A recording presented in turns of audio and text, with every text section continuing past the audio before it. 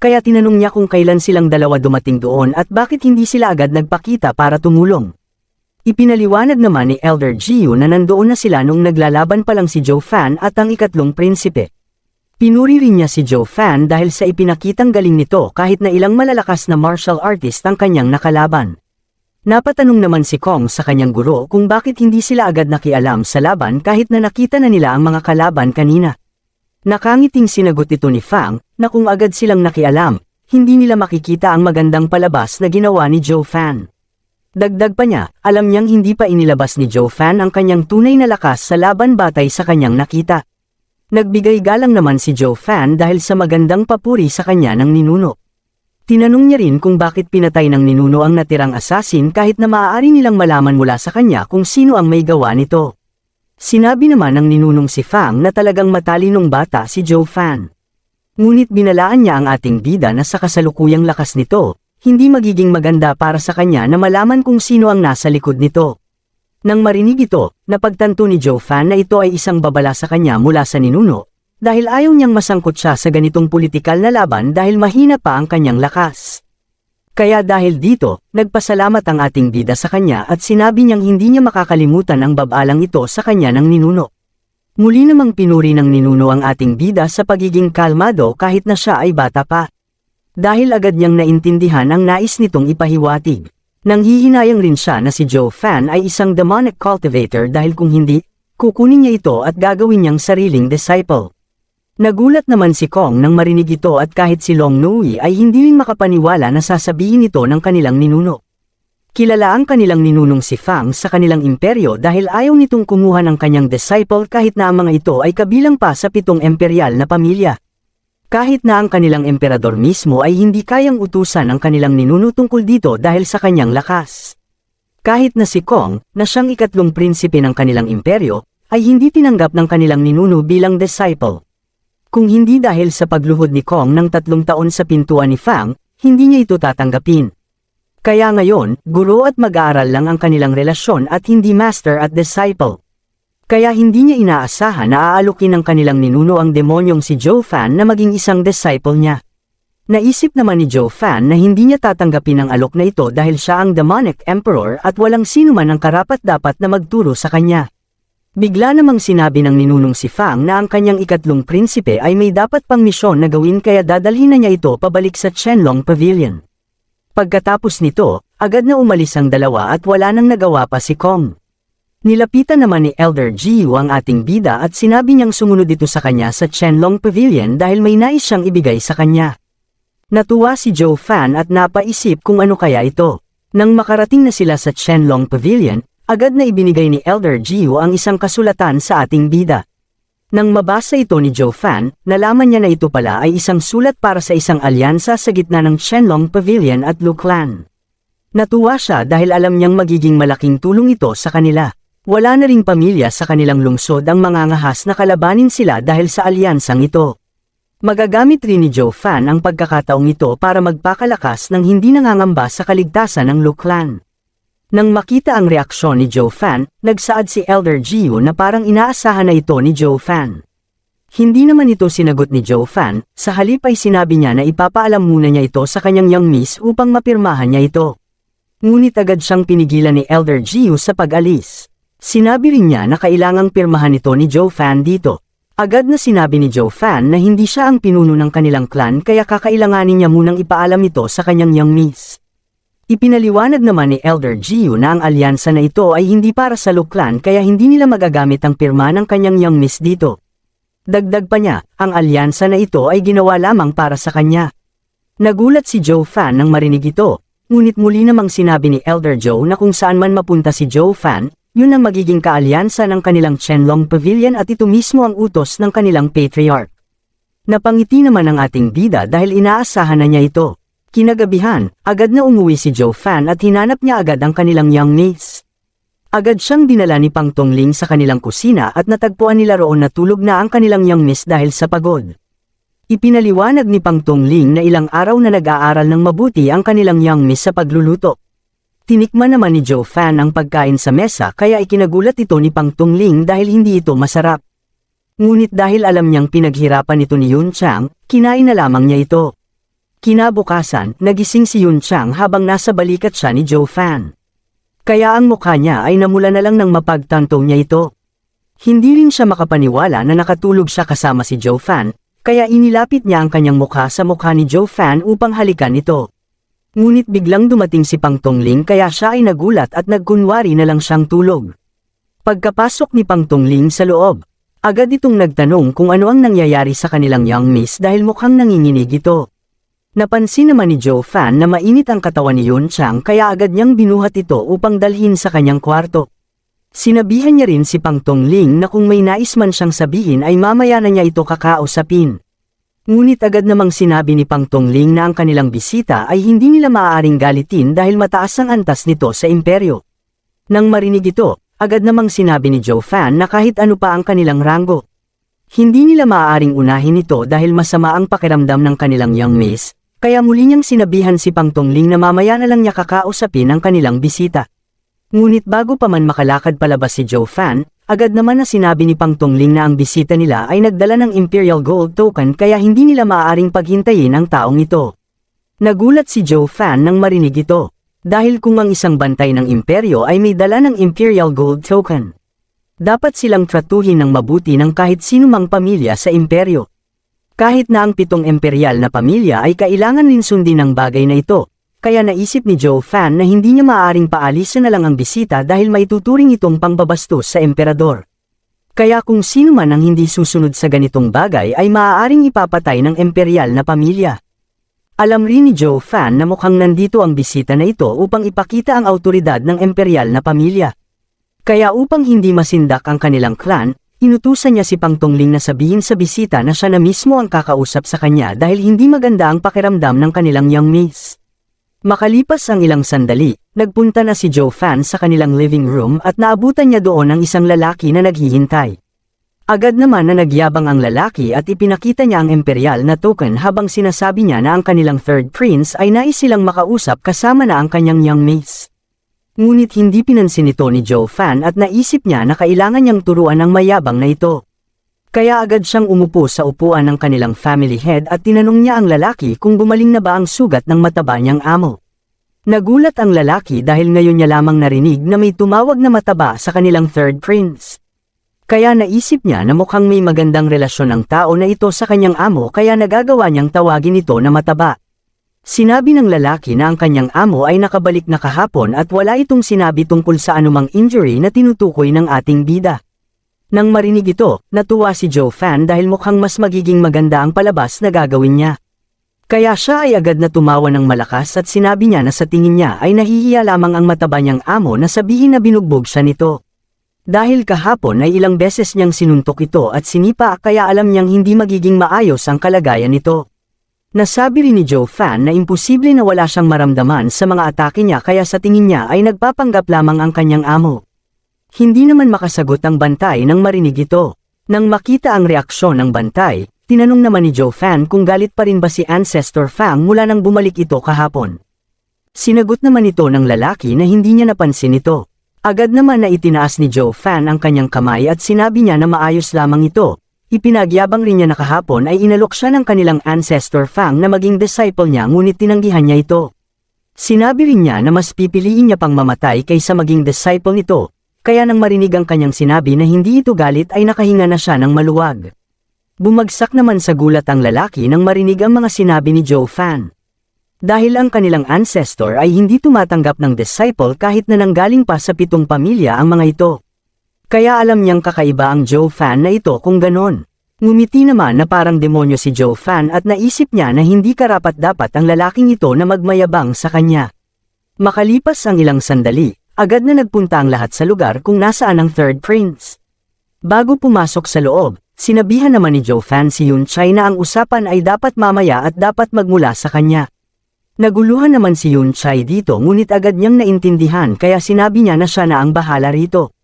Nabahala naman si Yun Chang sa kanyang nakikita dahil mukhang mas alam ng mga tao sa kanilang lungsod na si Joe Fan ang kanilang pinuno pagdating sa mga bagay na ito.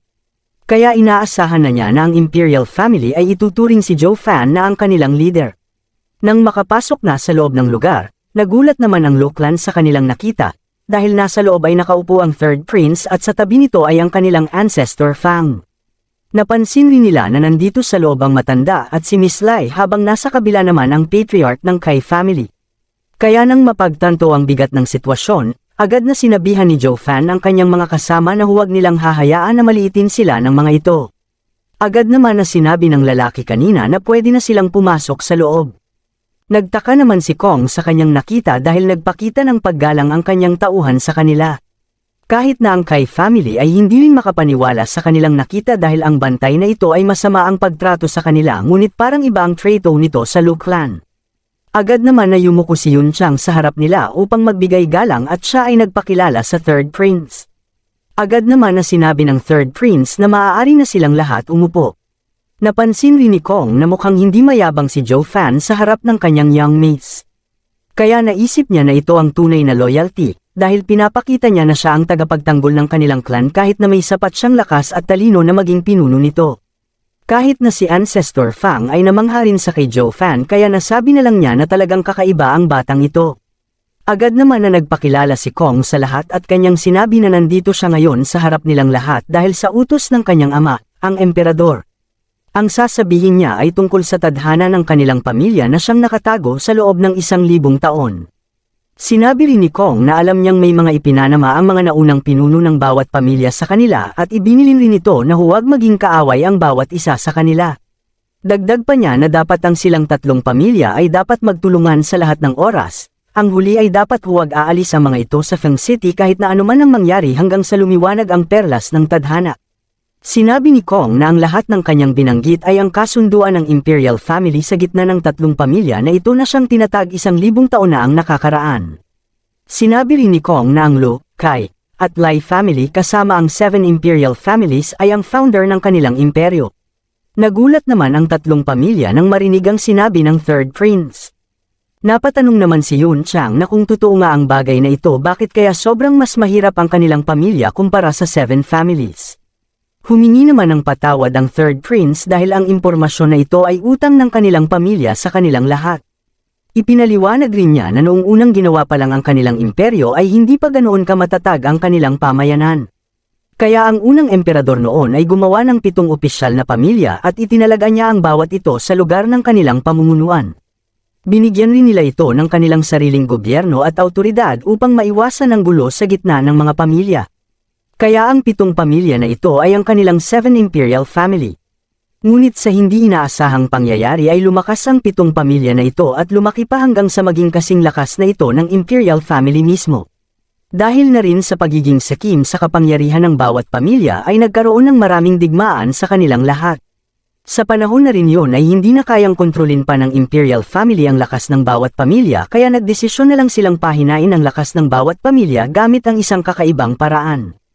Sa huli ay napagtanto ng bawat pamilya na wala silang mapapala kung ipagpapatuloy nila ang paglaban sa bawat isa kaya natigil rin ang mga digmaan. Ngunit dahil sa malaking bagay ang nawala dahil sa kanilang mga digmaan, at mas hamina ang lakas ng kanilang imperyo dahil sa maraming namatay na mandirigma, ginamit ito na pagkakataon ng ibang imperyo na sakupin sila. Nagtanong naman si Zhou Fan kung ano ang kaugnayan ng kanilang pamilya sa mga bagay na ito. Agad naman na sinabi ni Kong na ang kanilang pamilya ay mga founder at elder ng Central Court sa panahon na yon. Kaya kung nasa pwesto pa rin ang mga ito hanggang sa panahon na ito, tiyak na magiging kasing taas na sila ng 4 pillars pagdating sa posisyon. Nagulat naman ang mga ito dahil ang 4 pillars ay ang pangalawa lamang sa kapangyarihan pagkatapos ng emperador. Ang 4 pillars ay ang haligi ng kanilang imperyo. Ito ang source ng military power ng kanilang imperyo. Ito rin ang pinagmula ng kanilang ekonomiya at marami pang iba. May mga haka-haka rin na ang totoong kapangyarihan ng 4 pillar ay sobrang lakas na kahit ang Imperial Family ay natatakot sa kanila. Ayon rin sa mga balita, ang 4 pillar at ang 7 Imperial Family ay ang pinakamalakas na puwersa sa imperyo. Ang tatlong makapangyarihang partido na ito ay ang balanse ng kanilang imperyo, kaya kung mawawala ang isa sa kanila, malaki ang magiging pinsala nito sa kanilang imperyo. Ang malala pa ay maaari itong magsimula ng pagkawasak ng kanilang imperyo mismo. Nang marinig ang mga ito, nagulat naman si Yun Chang at naisip niya na hindi niya inakala na ganito pala kagaling ang kanilang ninuno. Ngunit nagtataka pa rin siya kung bakit naging ganito na lang ang antas ng kanilang mga pamilya. Bigla namang nagsaad si Kong na ang Pearl Order ang dahilan kung bakit ito ngayon ang estado ng kanilang mga pamilya. Ang order na ito ay ginawa upang mapigilan ang digmaan sa gitna ng 7 pamilya. Kaya ang kanilang emperador noon ay gumawa ng kasunduan sa kanilang ninuno. Ang unang utos sa kasunduan ay dapat dalhin ng kanilang ninuno ang kanilang mga pamilya sa Feng City at dapat silang manirahan sa lugar na ito bilang ordinaryong mamamayan. At kung darating ang araw na gagawa muli ng digmaan ang 7 families, tutulungan ng Imperial Family ang kanilang pamilya na maging isang malaking pamilya ulit upang maging kasing lakas ito ng 7 families. Kailangan nila itong gawin upang mabalanse ang lakas ng bawat pamilya at maiwasang malaking pinsala. Nagpahayag naman si Yun Chang na kahit pa lumabas ang ika-8 pamilya na ito, hindi pa rin sapat ang kanilang magiging lakas upang matalo ang 7 families kaya siya ay nagtaka kung ano pa ang dahilan nito. Agad naman na sinabi ni Zhou Fan na ang layunin lamang ng ika-8 pamilya ay gawing balanse ang lakas ng 7 families at hindi ang talunin ito sa isang laban. Mas pinaliwanag niya ito sa isang simpleng pagsasabi na pag nagkaroon ng isang malaking digmaan, ang pamilya na may pinakamalakas na kapangyarihan ang nagwawagi.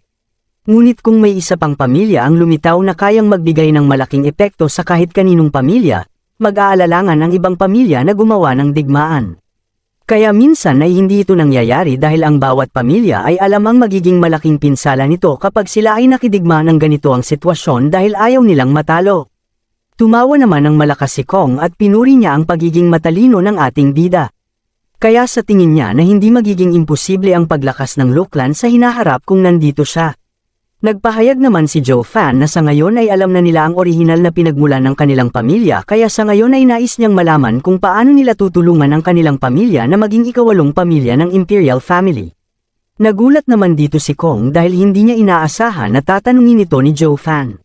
Nagpahayag naman si Zhou Fan na sa ngayon ay alam na nila ang orihinal na pinagmulan ng kanilang pamilya kaya sa ngayon ay nais niyang malaman kung paano nila tutulungan ang kanilang pamilya na maging ika-8 pamilya ng Imperial Family. Nagulat naman dito si Kong dahil hindi niya inaasahan na tatanungin ito ni Zhou Fan. Nasabi niya rin na mukhang alam ni Zhou Fan ang bagay na ito. Agad na sinabi ni Zhou Fan na ang pagbuo ng malaking kapangyarihan sa maikling panahon ay madali lamang sa tulong ng Imperial Family. Ngunit, ang gawin ito nang hindi nalalaman ng 7 Imperial Family ay magiging mahirap na gawin.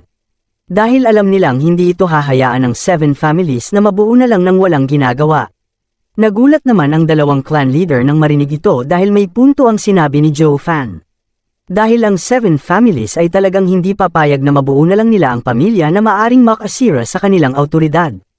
Kaya nasabi na lang ng head ng Kai family na talagang matalino ang Zhou Fan na ito dahil naisip niya kaagad ito. Nasabi rin niya na ang talento ni Zhou Fan ay talagang kakaiba kaya siya ay nagsisi na kinalaban niya ito noon. Agad naman na sinabi ni Kong na alam niyang mangyayari na ito kaya ang kanilang ninuno ay gumawa na ng paraan upang magawa nila ito ng patago. Sinabi rin niya na ang kapangyarihan ang pinakamahalagang bagay upang maituring ang isang pamilya na malakas. Ipinaliwanag rin niya na ang bawat pamilya tulad ng Qianlong Pavilion at Yuming Valley ay may sariling mga elders na may kakaibang lakas.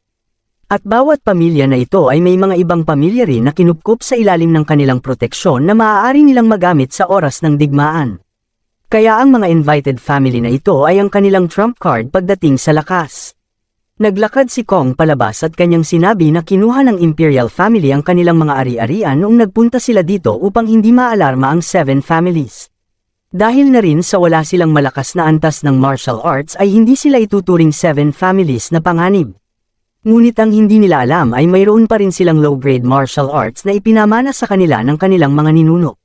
Dagdag pa ni Kong na hanggat nasa kanilang ang mga low-level martial arts na ito ay maaari nilang palakasin ang kanilang lakas sa maikling panahon lamang.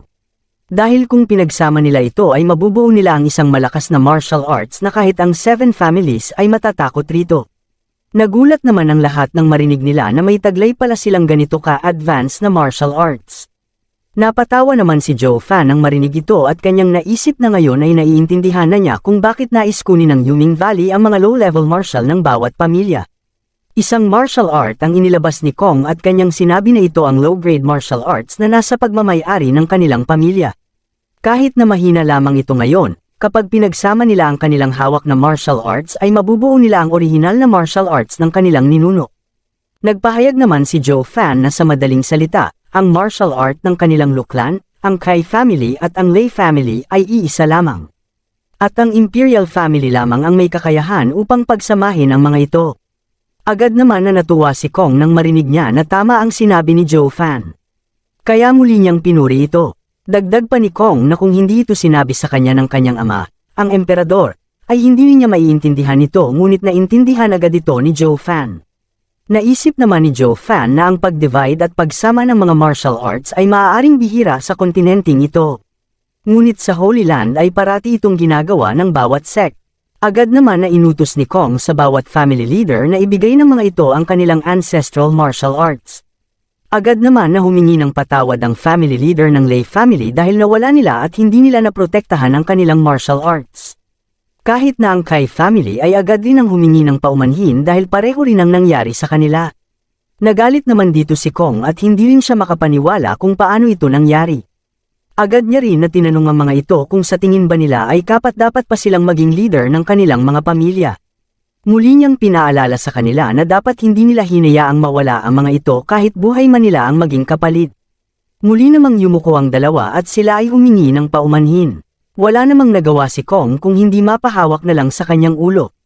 Nagtanong naman ang leader ng Kai family kung hindi ba maaaring bigyan na lang sila ng mataas na antas ng martial art ng Imperial family. Galit na sumigaw naman si Kong kung akala ba nila na parang kabote lang na tumutubo ang mga mataas na antas ng martial arts. Agad rin na nataranta ang third prince at ito ay nag-isip kung ano na ang maaari niyang gawin. Naisip naman ni Zhou Fan na ito na ang tamang oras upang ilabas ang mga martial arts na ito. Kaya agad niyang sinabihan ang third prince na huwag na itong mangamba dahil nabawi na niya ang martial arts ng dalawang pamilya. Nagulat naman sila dito nang makita nila ang martial arts na hawak ng ating bida. Kahit na ang leader ng Kai family ay nagtaka kung paano nakuha na bawi ito ni Zhou Fan mula sa Yuming Valley. Nagpasalamat naman ang leader ng Lai family dahil dito ay hindi sila paparusahan ng Imperial family. Agad naman na niyakap ng third prince si Zhou Fan dahil sa paglabas niya ng tatlong martial arts na ito. Dagdag pa niya na malaki ang utang na loob niya sa kanya dahil kung wala ito ay hindi niya mabubuo ang misyon na ibinigay sa kanya ng kanyang ama. Nagsaad naman si Zhou Fan na ginagawa niya lang ito para sa kanilang Lu family. Napatawa naman si Kong nang marinig ito dahil hindi niya inaasahan na ganito ka-loyal si Zhou Fan sa Lu family. Agad naman na inilapag ni Kong ang lahat ng martial arts at kanyang sinabi na dahil nandito na ang lahat ay maaari na nilang pagsamahin ang mga ito sa tamang oras. Dagdag pa niya na kapag nagbukas na ang secret order ay kailangang sumali ng dalawang pamilya sa pinakamalakas na pamilya sa kanilang tatlo. Kapag nangyari yon ay dapat sundin ng dalawang pamilya na ito ang pinakamalakas na pamilya bilang alipin. Kaya dapat silang magdesisyon ngayon kung sino ang pamilya na magiging leader nilang tatlo. Agad naman na nagsalita ang leader ng Kai family na dahil mahina na ang Lu clan at nawasak na ang puwersa ng Lai family, dapat lang na ang Kai family ang maging leader ng ikawalong pamilya na gagawin nila. Kaya agad niyang binalak na kunin ang lahat ng martial arts na ito upang mabuo na ito ngunit agad naman siyang pinigilan ng Lai family leader. Tinanong rin siya nito kung nais niya ba talagang maging family leader ng ikawalong pamilya gamit lamang ang mahina niyang cultivation. Hindi naman nagpatinag dito si Kai Rong at kanyang sinabi na sa ngayon kahit na hindi siya kasing lakas ng Lai family leader ay mas malakas pa rin ang kapangyarihan ng kanyang pamilya kumpara sa kanila. Agad naman na sinabi ng matanda na hindi ito ang tunay na sitwasyon. Dahil sa nakaraang isang buwan ay naibalik na niya ang orihinal tauhan ng kanilang Blackwind Mountain. Kaya sa ngayon ay mayroon na silang 700 na tauhan at ang mga lakas nito ay nasa Chi Gathering Realm. Sinabi rin ni Miss Lai na pagdating sa lakas ay hindi sila kakayanin ng Kai family. Tumawa naman si Kai Rong nang marinig ito at kanyang sinabi na hindi ito maaaring mangyari dahil mga bandido lamang sila ng bundok. Kaya kahit kailanman ay hindi may kukumpara ang mga bandido sa kanilang noble family. Sinabi rin niya na kung hahayaan lang ng third prince na maging leader ang bandido na pamilyang ito ay magiging katatawanan lang ang kanilang ikawalong pamilya sa buong imperyo. Nagalit naman dito si Miss Lai dahil sa pangmamaliit ng kumag na ito sa kanila. Ngunit patuloy pa rin na sinasabi ni Kai Rong na tama ang kanyang sinabi. Tumawa naman si Zhou Fan dahil inaasahan na niya na mangyayari ito. Kaya nasabi na lang niya na ito rin ang dahilan kung bakit hindi umuunlad ang dalawang pamilya na ito. Nagalit naman si Yun Chang dahil talagang hindi sila siniseryoso ng dalawang ito at hindi sila binibigyan nito ng pagkakataon na maging family leader rin. Bigla namang hinampes ni Yun Chai ang mesa na siyang ikinagulat ng lahat. Sumigaw rin si Yun Chai na huwag nang mag-away ang dalawa dahil sa kanilang tatlong pamilya. Isa lamang ang may karapatan na maging pinuno. Kumpiyansa niyang sinabi na ito ay ang kanilang Lu clan. Nagulat naman ang lahat dito dahil hindi nila inaasahan na manggagaling ang mga salita na ito sa isang bata. Hindi naman dito pumayag ang anak ng Kai family leader kaya agad niyang tinanong si Yun Chai kung ano ang kwalifikasyon ng kanilang pamilya na pamunuan sila kahit na ang pamilya nila ang pinakamahina sa kanilang tatlo. Agad naman na tumawa si Yun Chai at kanyang sinabi na sa ngayon ang pamilya nila ay walang kaalyansa na malakas na pamilya. Bigla namang nakuha ni Yun Chai ang atensyon ng lahat dahil ang paraan ng kanyang pagsasalita ay kapareho sa pagsasalita ni Joe Fan. Nagmayabang rin si Yun Chai na ang kanilang pamilya ay walang mga gamot at pera. Sa ngayon ay 4 pa lang sila ang miyembro ng kanilang pamilya ngunit tinuturing nila ang bawat isa bilang pamilya. Ngunit kahit ganito ang kalagayan ng kanilang pamilya ay sila pa rin ang pinakamalakas dahil sa nasa kanila ang kanyang brother Joe Fan. Naisip naman ng lahat na may punto ang sinabi ng bata sa kanila. Ngumiti naman si Joe Fan at kanyang nasabi na talagang malaki ang tiwala sa kanya ng batang ito. Kaya sisiguraduhin niyang hindi ito mapapahiya sa harap ng kanilang mga kausap. Agad naman na hindi pumayag si Kai Long sa nais gawin ng bata dahil si Joe Fan ay isang butler lamang ng kanilang pamilya at hindi ito maaaring mamuno sa kanilang tatlong pamilya. Ngunit hindi naman ito pinansin ni Joe Fan, sa halip ay ibinagsak niya ang isang sulat sa harap ni Kai Rong. Ang sulat na ito ay naglalaman ng kasulatan tungkol sa isang alyansa. Kahit na si Kong ay hindi makapaniwala dahil ang alyansa na nakalagay sa sulat na ito ay nagmula sa Qianlong Pavilion. Tumawa naman si Joe Fan at kanyang sinabi na ang sulat na ito ay ang patunay na sila ang pinakamalakas sa kanilang lahat. Dahil ito ang kasulatan ng alyansa sa gitna ng Lu clan at Qianlong Pavilion. Bigla namang napatayo si Kong nang marinig ito dahil tama nga ang kanyang hinala. Kahit na si Ancestor Fang ay napatigil rin sa kanyang pag-inom at ito ay napaisip na hindi niya inakala na ang isang pamilya na miyembro ng 7 families ay mag-aalok ng alyansa sa isang maliit na pamilya lamang. Nasabi niya rin na ito ang unang beses na nangyari ito.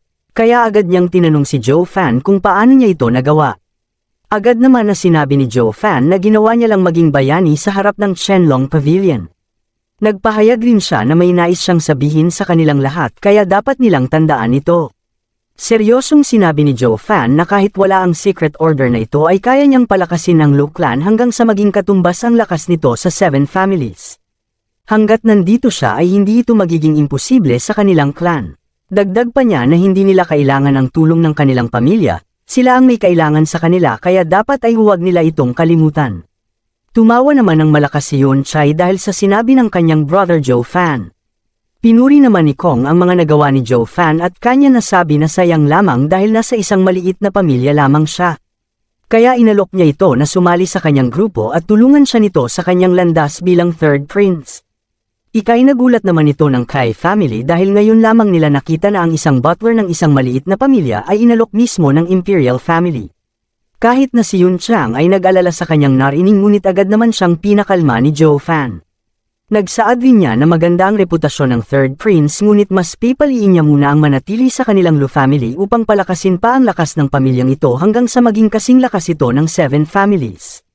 Alam niya rin na makikinabang sila rito dahil ito rin naman ang nais nila. Napabuntong hininga naman si Kong dahil tinanggihan lang ni Joe Fan ang kanyang alok sa kanya. Ngunit agad niya rin na ipinaalam sa lahat na sa ngayon ay ang Lu clan ang magiging family leader nilang lahat. Kaya muli niyang inutusan ng Kai at Lai family na dapat nilang tulungan ang Lu clan hanggang sa makumpleto nila ang Pearl Order. Hindi naman dito pumayag ang anak ni Kai Rong ngunit agad naman siyang pinatigil ng kanyang ama na siyang ikinagulat niya. Bigla namang inilabas ni Kong ang kanyang Dragon Aura upang turuan ng leksyon ng bata na huwag itong tumutol sa desisyon ng Imperial family. Dahil dito ay agad naman na humingi ng paumanhin ang dalawa at kanilang ipinangako na tutulungan nila ang Lu clan. Tiningnan rin ni Kong ang family ng Lai family upang malaman kung ano ang desisyon nila. Agad naman na sinabi ng family head na susundin rin nila ang utos nito na tulungan ang Lu clan. Dagdag pa ng family head na ito ang magiging kabayaran niya sa nagawa ng kanyang clan sa kanila. Nang marinig ito ay agad naman na sinabi ni Kong na kung ganun ay simula ngayon ay dapat na nilang gawin ito. Pagkatapos nito ay agad na umalis na si Kong. Nagsimula na ring umalis ang Lu clan ngunit bago pa man sila makalabas ay agad na inutos ni Kong na manatili muna si Joe Fan dahil nais niya kausapin ito. Makalipas ang ilang sandali ay agad nang naglakad ang dalawa papunta sa loob ng gubat. Nagtanong naman ang ating bida kung ano nang gagawin nila. Sinabi naman ni Kong na huwag mag-aalala si Joe Fan dahil may sasabihin lamang siya sa kanya. Itinaas ni Kong ang kanyang kamay at kanyang sinabi na bilang third prince ng kanilang pamilya Yuan ng Chanyu Empire ay ipinapangako niya na magmula sa araw na ito ay magiging magkapatid na ang relasyon nila ni Joe Fan. Kahit na sa kamatayan o kabuhayan ay hindi nila pagtataksilan ang bawat isa. Nagulat naman si Joe Fan nang marinig ito ngunit agad naman sinabi ni Kong na siya naman ang dapat na magsabi nito. Napakamot naman si Joe Fan sa nais ipagawa ni Kong sa kanya. Ngunit sa huli ay wala na siyang nagawa kung hindi gawin rin ito, ngunit ang sinabi niya ay kung hindi siya pagtataksilan ng kanyang brother Kong ay hindi niya rin ito gagawin sa kanya. Lumabas naman ang pawis sa mukha ni Kong at kanyang nasabi na talagang maingat si Joe Fan sa mga bagay na ito. Agad naman na sinabi ni Joe Fan na maaaring mangyari ang mga bagay-bagay sa pagtagal kaya dapat hindi ito seryosohin ng kanyang brother Kong. Wala naman ang nagaw pa si Kong dito kaya binago na lang niya ang kanilang pinag-uusapan tungkol sa naging bet nila kahapon sa kanilang laban. Kaya ngayon kahit ayaw niya ay pinapalaya na niya ang kanyang minamahal na si Long Nui at binibigay na niya ang kanyang basbas kay Joe Fan na maging sila na. Matapos itong sabihin ay nagdrama na si Kong na parang umiyak ito. Ngunit agad naman na sinabi ni Joe Fan na hindi na niya kailangang gawin ito dahil hindi naman niya gusto ang babae na ito. Dagdag pa niya na sinabi lamang ito ni Long Nui kahapon upang inisin siya. Bigla namang bumalik ang sigla sa mukha ni Kong nang marinig ito. Muli namang sinabi ni Joe Fan na maaari na niyang ipagpatuloy ang kanyang panliligaw sa kanya. Tumawa naman ang malakas So Kong at kanyang nasabi na talagang napakagaling ng kanyang brother Joe Fan dahil sa magandang balita nito sa kanya. Ngunit bago pa man makaalis si Kong ay agad naman siyang tinawag ni Joe Fan. Seryosong tinanong ni Joe Fan kung ano talaga ang totoong laman ng Pearl Order na ito. Nang marinig ito, nagulat si Kong at lumabas ang pawis sa kanyang mukha. Kaya agad siyang nagdahilan na sinabi na niya ito kanina sa kanila. Nagsaad si Joe Fan na ang sinabi niya ay napakagandang plano at ang layunin na gusto nilang makuha para dito ay may punto naman. Ngunit sa tingin niya, ang layunin ng plano na ito ay napakaliit kumpara sa kanilang gagawin kaya nagdududa siya na ito lang ang layunin ng kanilang imperial family at ng emperador. Hindi nakasagot si Kong kaya naisip na lang ni Joe Fan na mukhang may mas ibang layunin pa ang mga ito na hindi nila sinasabi. Nagpahayag si Kong na hindi niya alam ito dahil ang layunin lamang niya ay tapusin ang misyon na ito. Napagtanto ni Joe Fan na mukhang ayaw sabihin ito ni Kong o hindi naman kaya ay talagang walang alam ito. Ngunit para mas makakuha pa siya ng impormasyon tungkol dito, tinanong na lang niya ito na kung talagang sekreto ito na walang sino man ang nakakaalam dahil 1,000 taon na nang gawin ito. Paano kaya ito nalaman ng Yuming Valley?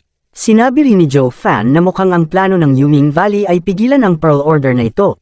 At upang hindi malaman ng emperador ang kanilang ginawa ay agad silang nagpunta mismo sa imperial family upang magbigay ng kanilang reklamo.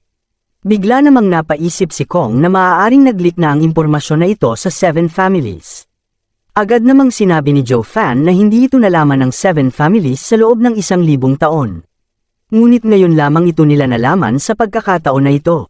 Kaya sa tingin niya, masasabi nilang intensyonal na ikinalat ang sekreto na ito sa 7 families. Nang makita ang reaksyon ni Kong, napagtanto ni Joe Fan na mukhang tama nga ang kanyang hinala. Ngunit sa ngayon, sinabi na lang niya na wala siyang pakialam sa bagay na ito dahil ang bagay na ito ay makakatulong sa kanilang Lu clan. Pagkatapos nito, agad na nagpaalam si Joe Fan sa kanyang kaibigan. Nang makalayo na si Joe Fan, nasabi naman ni Kong na talagang matalino ang ating bida. Bigla namang dumating si Ancestor Zhang sa kanyang tabi at nasabi na habang tumatagal ay nakikita niya ang isang tao sa pamamaraan ni Joe Fan. Napatanong si Kong kung sino ang tao na ito. Seryosong sinabi ni Ancestor Zhang na si Joe Fan ay kapareho ni Zhuge Changfeng. Nagulat si Kong kaya muli niyang tinanong kung tinutukoy niya ba ang head ng 4 pillars na si Prime Minister Zhuge Changfeng. Sinagot ito ng oo ni Ancestor Zhang at sinabi na ang ginawa niya na pagturing kay Joe Fan bilang kanyang kapatid ay ang pinakamagandang desisyon na ginawa niya sa kanyang buong buhay.